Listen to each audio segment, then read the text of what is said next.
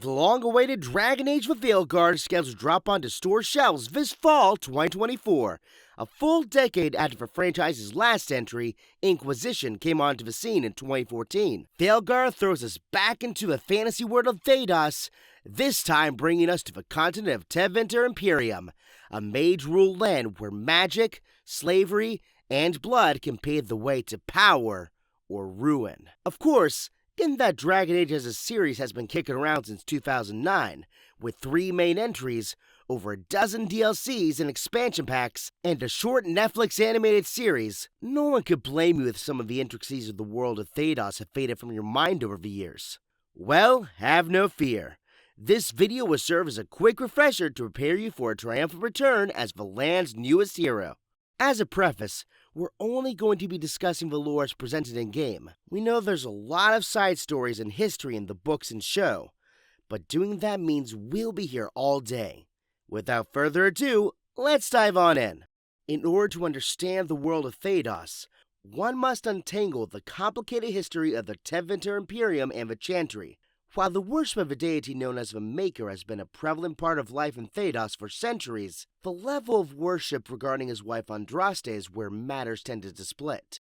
Following the fall of ancient elven kingdoms, the powerful human Tevinter mages rose to power, enslaving the increasingly diminished elves in each other and building a bloody empire of death and magic. Eventually, their arrogance would be their downfall as the slave Andraste rose to prominence as a warrior, prophet, and eventually martyr who rallied against the Tevinter magisters and their old god masters.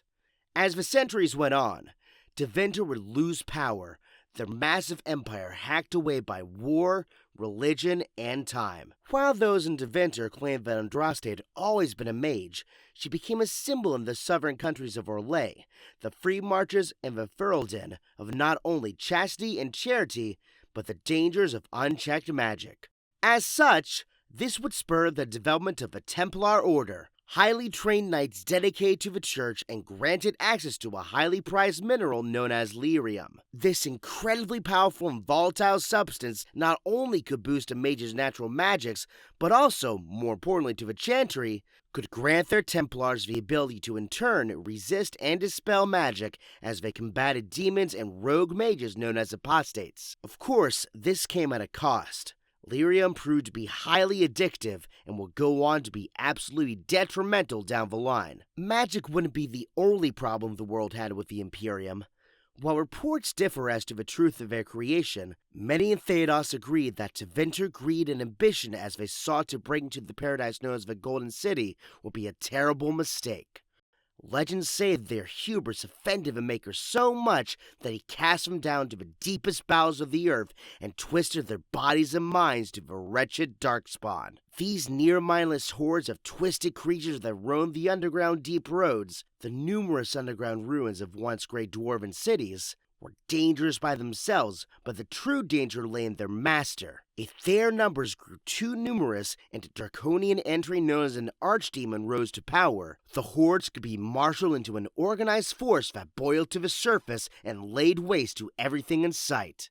This terrible event would come to be known as a blight. It is the fourth of these blights where the world began to shift.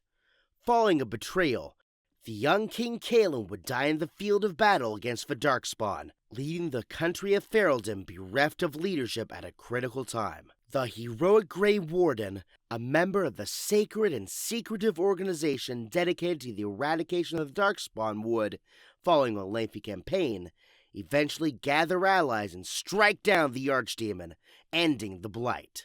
But while many in Ferelden rallied to fight the unending hordes, others chose to flee, seeking safety in distant shores. The Hawk family were some such people. Having lost a child to the Darkspawn hordes, the family would flee to the Free Marches port of Kirkwall.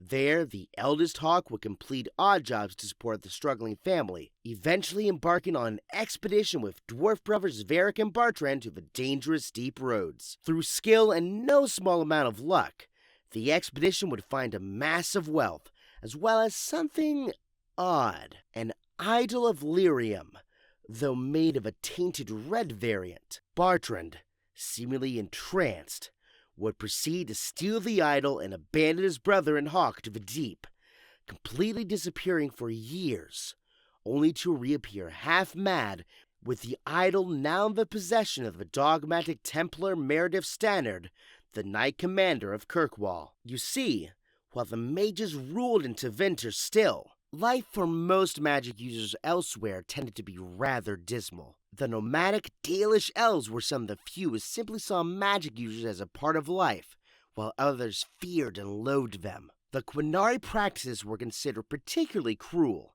Mages' mouths were often sewn shut, and they were chained in unique and constricting armors that could immobilize them for use of a control rod wielded by ever-present handlers. While there were doctrines and protocols meant to prevent the mistreatment of mages in Orlais and Ferelden, in practice, this varied. Even in a good circle, mages were subject to constant scrutiny and observation by the Templar Order. Most were taken in as children, and communication with their families was limited. In fact, most never got to see their families again.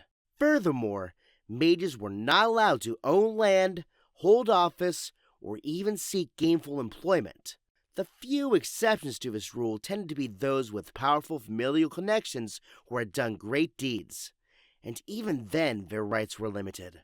In some cases, most never even got to leave their towers at all, spending their lives in what was essentially a prison.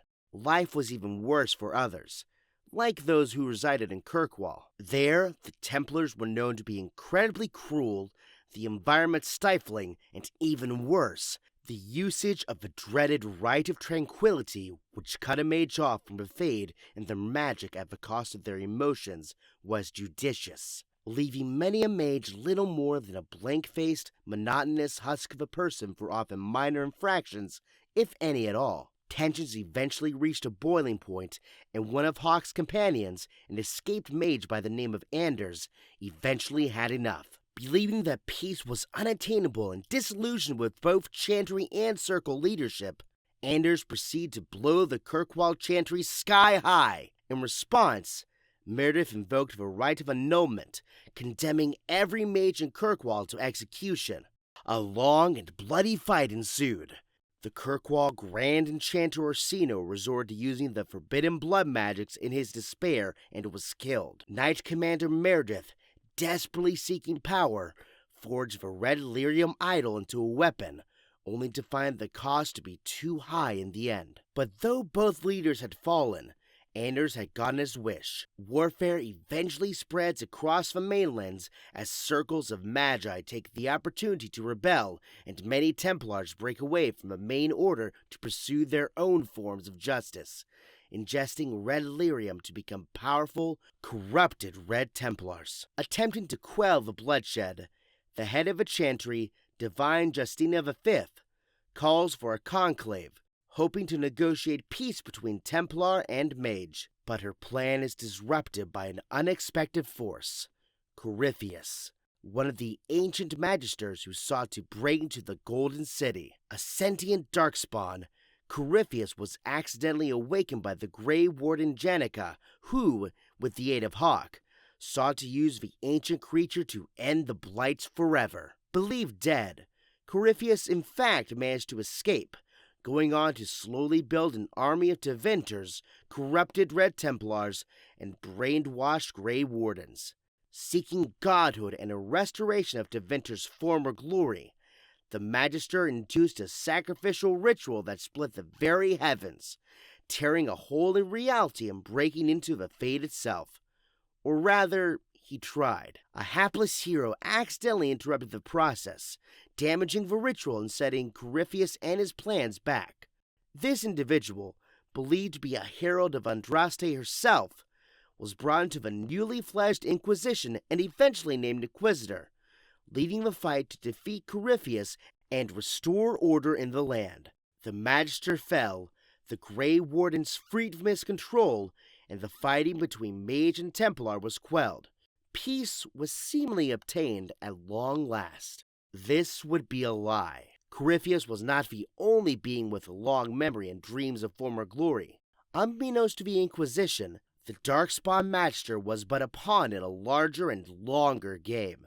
After all, before there was Tevinter at its most terrible glory, there were the ancient elves, demigods in all but name. And though the elves of a modern age were but a shadow of themselves, their gods remained, in a sense. We meet Solas as a volunteer mage and companion aiding the Inquisition.